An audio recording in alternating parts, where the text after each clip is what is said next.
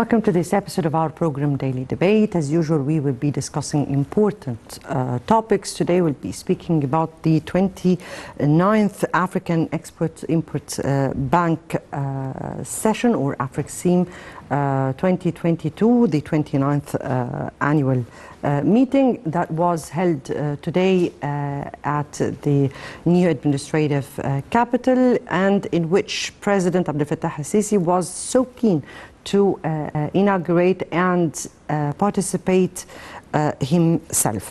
During this meeting, or the inauguration session, President Sisi gave some remarks in a discussion session where he spoke about crucial issues for the continent and crucial issues to be realized for the prosperity of the African continent at large. Also addressing this meeting was the Governor of the Central Bank of Egypt, Tariq Amir, in which he spoke in his speech about the challenging crises, or the global challenging crises that are surrounding the continent, and what is needed to be done in order to lift the burden from the African economies, particularly on the monetary front.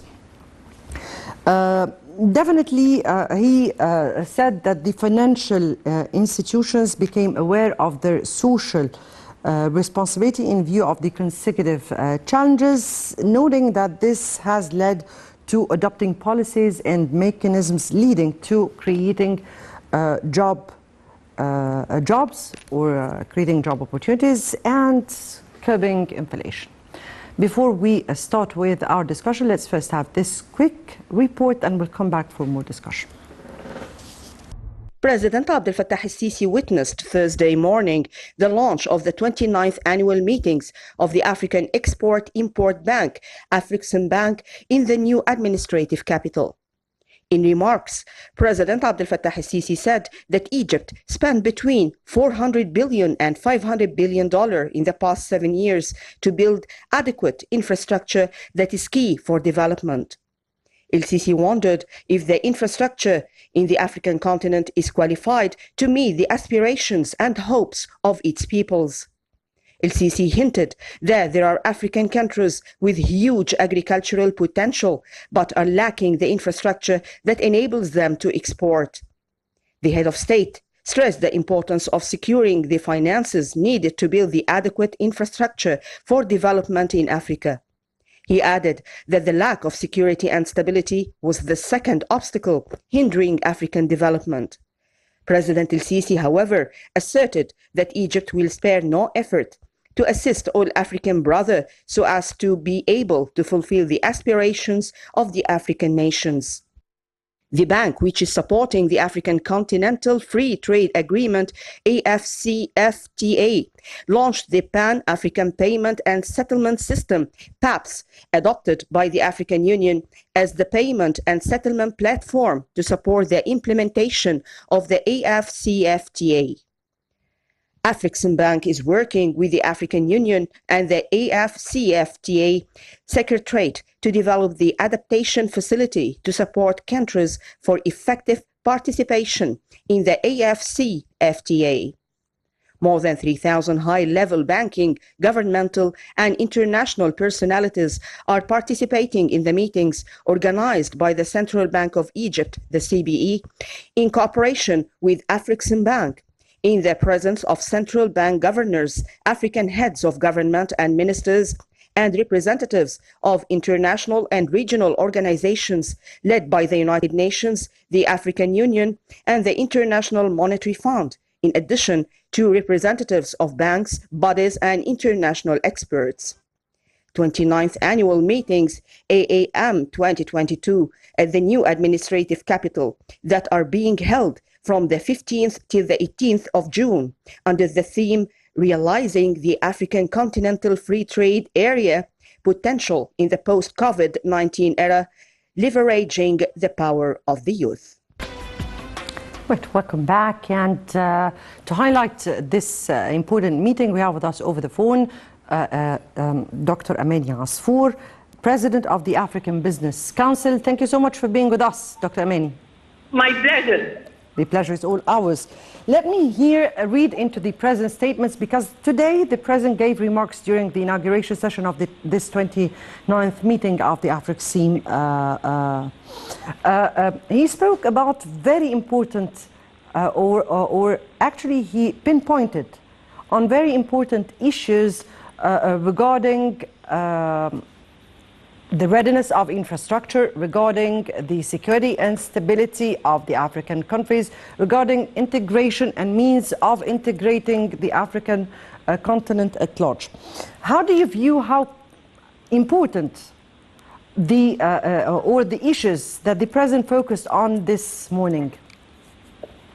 Well, it was very important because focusing on infrastructure is very important regarding our integration, regarding our industrialization, regarding realizing the Africa 2063 development agenda.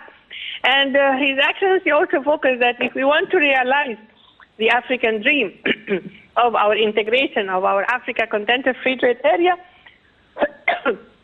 we need to invest in infrastructure, in roads, in railways, in transport, in energy, electricity, because currently with this crisis happening in Ukraine, which is a relatively small country related to all the huge arable land in Africa, and they are supplying the whole world with Russia and Ukraine with wheat. Now, Africa has huge arable land that is not used. But in order to make use of this arable land and to cultivate these vital crops, we need to have technology, we need to have agricultural machineries, we need to have transport, we need to have roads, we need to have energy.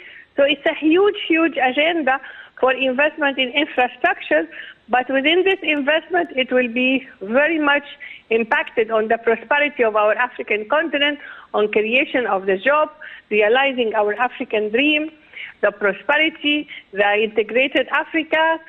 So there are certain things that investment and the financial institutions should really focus on financing this infrastructure, because as His Excellency also mentioned, that political also stability is very important, and peace and security on the continent.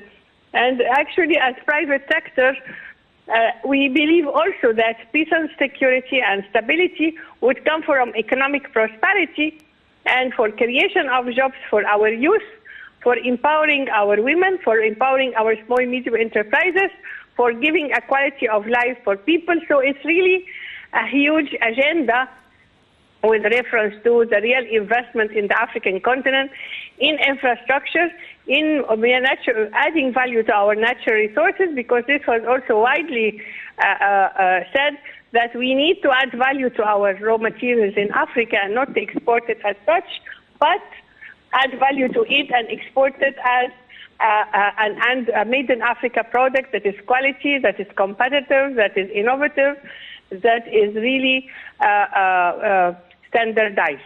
Yes. Here the President, along with the attendees of this important... Excuse me, I can't hear you. I'll raise my voice. This is clear? Hello? Dr. Amani? Yes. Okay, I can hear you now. Right. So the President here addressed a very important issue along with the attendees who were attending the meeting, including the AFRICSIM President, Vice President, and regional manager, plus all the attendants from other important financial organizations. Here they spoke about a very important issue, which is appropriate fund or sustainable fund or financing to the projects that are much needed by the African continent. And here they spoke about the sustainability of liquidity. How is this important? Why is that crucial, and why is that raised a kind of question mark? Actually, it is very important because we just finished our panel just like half an hour ago. I am still there from the morning attending the AFRICSIM Bank meeting, and it was really widely said and focused on that We have to have our own financial resources within the continent, and that one of the speakers said that Africa cannot finance all its development because the banks in Africa are very small. They are not big. There is only, like in South Africa, in Egypt, in Morocco, some big banks. But within the whole Africa, all the banks are with low capitals, not compared to huge capitals like in Europe and USA. So it is time that we have big banks. We make sure that our banks are big so they can finance our development with very cheap financing, with very cheap loans, which make it really feasible for our development, and not to depend only on financial from outside the continent. Because it will be an expensive financing. It will not really be addressed towards the whole development of the continent. So, and to have really African solutions for African problems. Because financing is a huge challenge towards the real implementation of the infrastructure. Infrastructure needs $370 billion per year just to go on and to make sure that we have the agenda of the African Union. We have for transport. We need to. There was a recent report that was released by Economic Commission for Africa that we need 2 million trucks, that we need 100,000 train wagons, we need 60,000 kilometers in infrastructure, in roads. So all this, who is going to finance it? And also who will be implementing it? That's why, on the other hand, we say this finance should come from the continent, and any financing coming from outside the continent should be geared towards actually investment in our human resources. We need to have African engineers, African construction, African services, African solutions. That's why, on the other hand, the Africa Business Council, because I was also on the panel, saying that the African private sector strategy is about 3 pillars. It's empowering the African private sector, including our SMEs, women and youth. The second issue is policy advocacy. We need to have at least 40% of all government procurement geared towards African private sector. So whatever on the continent, on the soil of Africa, cannot be imported from outside the continent. But here, Dr. Amani, there were some suggestions that we need to work with all the international partners, but with a leverage or a kind of means to reduce the costs of the finances or the funds that are brought. What does this mean? I mean here, how to reduce the costs of the financing when dealing with international partners, and what is needed from the monetary authorities or the banks in the African continent at large? Well, that is very important, because for us as Africa, we need financing which is cheap, which is reasonable, that can really finance the development of the African continent. And the financing coming from outside the continent is very expensive. And that's why the solution of having big banks is on the table. And also it's really about how the negotiation with the banks that's financing from outside the continent, and why is it as sometimes some developed countries get financing which is less pricing than our continent in Africa. So it's really about the whole negotiation. It's really about Africa as one single market, 1.3 billion people. It's a huge market, and also with reference to see how investment in the African continent by private sector from outside the continent, but is based on transfer of technology, creation of jobs, value addition of our raw materials, because it's all a huge, Africa is a rich continent, is the huge continent in the whole world, but we are not managing our own resources. to increase our intra-Africa trade is still till now 16% among our African continent. We need to increase it. And with Africa Continental Free Trade Area, we can increase it up to 80%. But to do that, we need to see how to make business linkages, how to add value to the product. Actually, and finally, the slogan or the theme of this year's meeting was realizing the African Continental Free Trade Area, the AFCFTA potential in the post-COVID-19 era, leveraging the power of youth. That was the theme, Dr. Ameni. How do you view that theme, and how do you view how we need to work for that end? Well, actually, the panel I was how realizing the ACFTA for the Africa we want. And it was also actually Wamakili Mini, the Secretary General of the Africa Continental Free Trade Area. So we said that the Africa we want, which is Africa 23 Development Agenda, a prosperous, peaceful, integrated Africa driven by the citizens of Africa.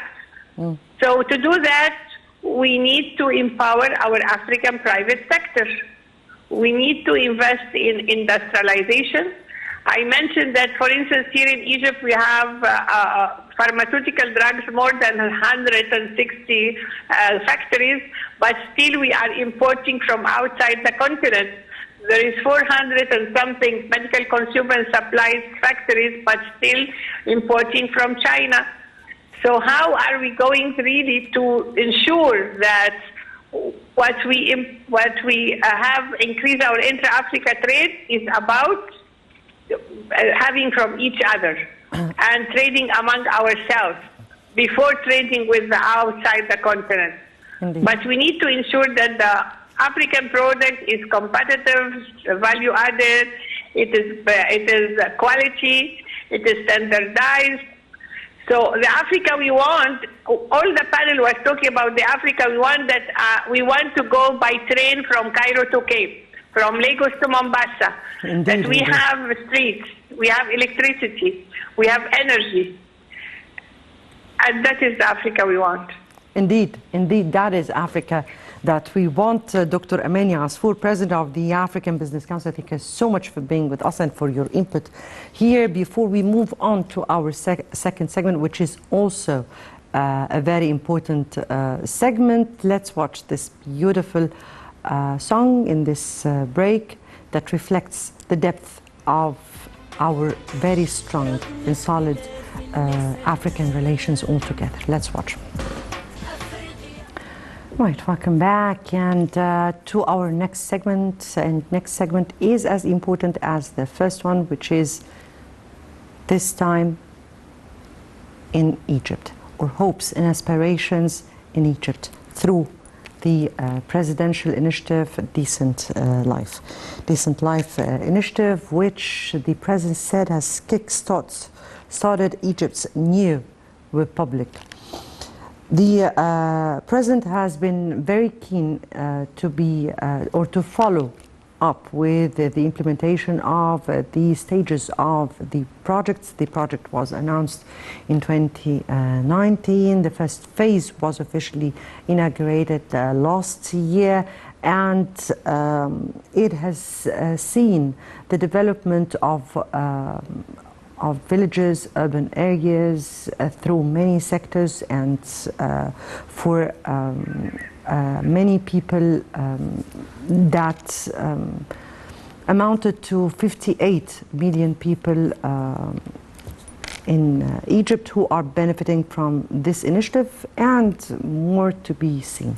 Before we move on to speak about this important segment, let me here welcome our distinguished guest with us tonight, Dr. Sherine Allam, business consultant and gender expert. Thank you so much for being with us tonight. Thank you. It's a pleasure as always. The pleasure is all ours. And before we delve into our discussion, let's first take this report. And value of Decent Life initiative rises to £1 trillion. Completion date pushed till 2025. Let's watch. Decent Life initiative will be completed by the year 2025 at a cost that would near £1 trillion. The initiative was launched in 2021 and was scheduled to finish in 2024 at a cost of £700 billion. The pilot phase, implemented in 2019, targeted the poorest 375 villages, reducing poverty among their residents by 11%. As for the first phase, it consisted of 1,500 villages and was worth £200 billion. Green investments composed 30% of public investments in the budget of fiscal year 2021-2022, up from 15% in fiscal year 2019-2020, would become 50% in 2 years. In spite of COVID-19, poverty prevalence in Egypt declined from 32.5% in fiscal year 2017-2018 to 29.7% in fiscal year 2019-2020.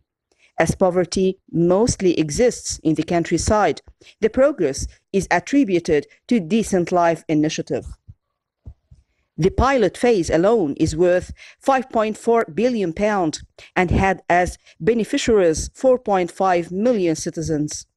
The projects accomplished include introducing utilities in 16,000 houses and building ceilings for those that lack them.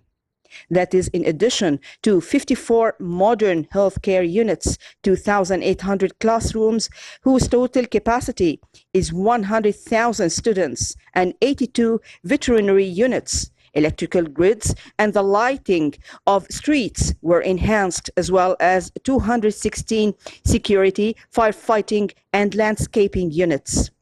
Water coverage became 94%, up from 86% in 151 rural communities, while wastewater coverage rose to 100% in 63 rural communities, with investments worth £1 billion. Further, 163 roads were paved across 331 rural communities. The number of target villages is 4,500. Those are home to 58 million beneficiaries, who compose almost 60% of the Egyptian population.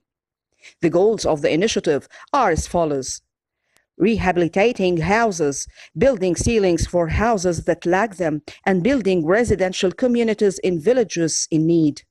Connecting the houses to water supply, wastewater, natural gas, and electricity networks. Introducing infrastructure necessary for micro-enterprises. Providing medical services, building hospitals and healthcare units, and equipping them with the necessary devices and medical staff. Operating medical caravans and offering prosthetics. Improving the quality of schools and nurseries and establishing literacy classrooms. Expanding economic empowerment, vocational training, and employment through micro, small, and medium enterprises. Establishing industrial and craft complexes. Bolstering food supply chains and providing subsidized food. President Abdel Fattah al-Sisi has directed the continuation of cooperation and coordination among relevant state agencies to implement the various national projects related to the Decent Life initiative to develop the Egyptian countryside. The President said that he is following up on the executive status of the projects and called on all concerned authorities to adhere to the time frame set, stressing that these projects would contribute to the improvement of all aspects of the citizens' livelihood in the Egyptian countryside across Egypt, and in providing more job opportunities for the residents of target areas. Right, welcome back, and ahead with our topic, Dr.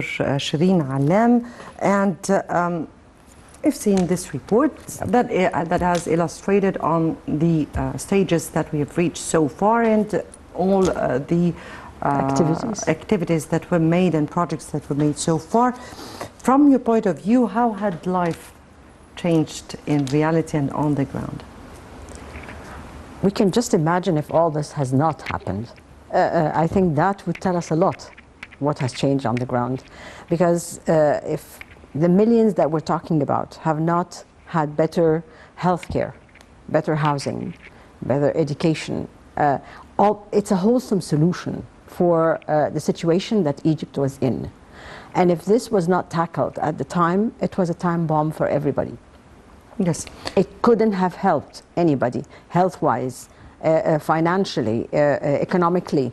The country would not have survived being able to provide health services for all of those people that are getting sick every day because they don't have healthy conditions to live in. They don't have utilities, they don't have water, healthy water, which is affecting their health, and so on. I mean, it's a vicious circle that if we had not tackled it at the right time, I think it would have cost the country trillions of dollars, not pounds only, on how to really get all those people to safety. Actually, it has costed us already £1 trillion pound, which shows the amount or the huge amount of work that was done and that needed to be done during. Exactly. Well, this is exactly what I was speaking about. On the ground, what are we seeing? Because we're just giving examples, we're just saying words, but in reality, because as far as I know that there are campaigns and groups that go or get into areas to see the developments of the projects that were made and see with their own eyes definitely what happened. So just give me an idea so what people would really understand what the situation was and how it became. I think we have to make it more tangible, if that's what you mean. I mean, if we go and visit a place, let's just imagine together a place that used to be before this initiative, you'd find just a make-up or a makeshift home that was not a home. It's a shelter, actually, where the whole family is living. They are all together in one place. They are suffering from in winter, which we have been suffering from very, very harsh winters. Severe one. Severe, yes, and if we go out in the villages, it's worse. And they're living there. They don't have any water. They don't have any electricity. The streets, there's no streets. Infrastructure? No infrastructure. If they want to reach any help to reach them, it's not easy. It's not possible in most cases. And if we shift our look to the other side, now you have beautiful places, buildings that are built where people. Houses that can be occupied. Very decent. It's really what do you call it? It's become people have become possibly living like normal people, not just living. It's living like normal people. You have a home, you have a door, you have a ceiling. You have utilities, you have streets, you have your kids going to schools that are not far, they're safe. You have health units where if you don't feel well, you can go, you don't have to really travel to be able to get that. You get decent quality of services, even in the health area. You don't have to travel to another place, it costs you an arm and a leg to be able to get any services. And at the same time, you have a tap where you have water coming down, and you have, you know, everything it's there that you didn't even imagine was possible for you in your lifetime. So I think this is a huge development. When we speak about the aims and goals of this huge national project, because it's not just an initiative, but rather it's a mega national project that has been presented in Egypt. When we speak of another aim, one aim was to help the developmental projects or the developmental phase that we are entering. We have put this vision of sustainable development, so part of this initiative was to sustain all Egypt, all together, to be integrated into the plans of the government for sustainable development. To which extent do you think that this has given a life breath to us amidst the global crises that we are witnessing today, and helped in the economic reforms that we've been through? I think we lived for years just tackling all the challenges we had, the poverty, all the solutions were initiatives, as you call them, small initiatives, small scattered islands that are working. And I think we've seen along the years that although a lot of money has been spent, but there isn't a lot of progress that really impacted the lives of people. So just having it under one big, huge, mega sort of project to be able to do it is definitely giving it the strength to be able to withhold against all the challenges that other countries are facing. It gave us sort of a strong backbone to be able to together push and keep pushing the development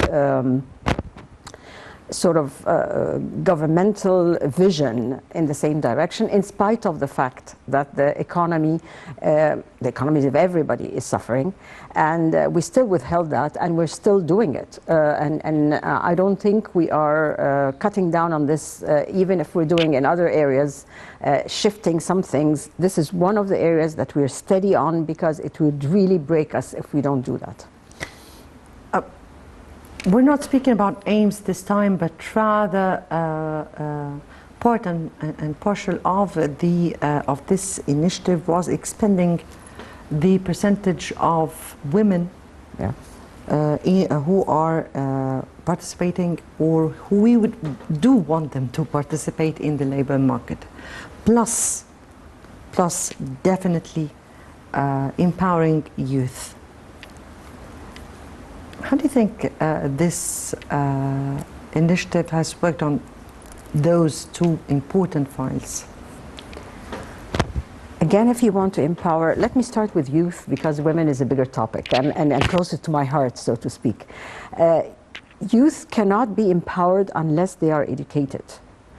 For them to be able to get better jobs, to be able to support a different way of life, they need to have a better education, whether that be an education through schools, vocational, but they need to have quality of education in whichever area they want, that would qualify them to be able to get a decent job, to get a decent pay, to maintain a lifestyle that is, they've started it with a new way of living. So I think that has started on the ground by having all the young people having going to very decent schools. They're getting a quality of education that they wouldn't have had before. It's more steady, and there is a policy that all people that are moving to the new locations, that the children have to be in schools. So again, that's ensuring that they are getting the right education, they are on the right track, and they can get to the decent jobs as youth. For women cannot leave their homes if they don't. Sorry, yes. You want before, to? Yes. Before we move on to women, because okay, it's also dear to me as well. Okay, but here, if we speak about youth, because youth are the future. Definitely. Youth are who we want to prepare for meeting the upcoming challenges, which are all very abnormal challenges that we've not been through before. Definitely. Investing in our richness, part of it is our richness of youth. How did this initiative work on all this all together? And we're not just speaking about education, but preparing those calibers in order to be able to confront or to face what they have to face. I think a very important aspect of this is that a market study has been done of what are the needed jobs, what are the needed skills, and how can we prepare people. And a lot of trainings are being offered now in the right direction, especially in, for example, in the tech industries, where there is a lot of jobs that's going to be in the future, and it's offered to everybody. It's not selective.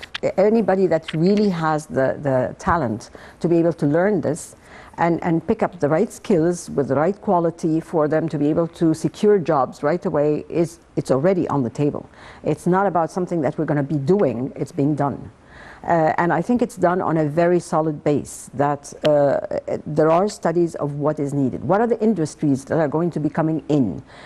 For a long time, they've been talking about the industries, the production of vehicles. And there were a lot of trainings offered for youth to work on different parts of the industry itself.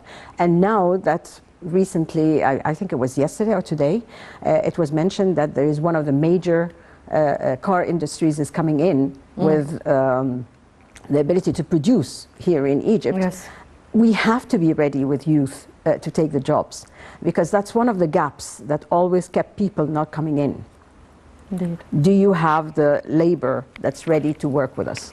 So I think this is one of the key areas that's being done now, is that it has been studied, the trainings have been offered, and already a lot of people are in place and ready to be hired when the openings are there.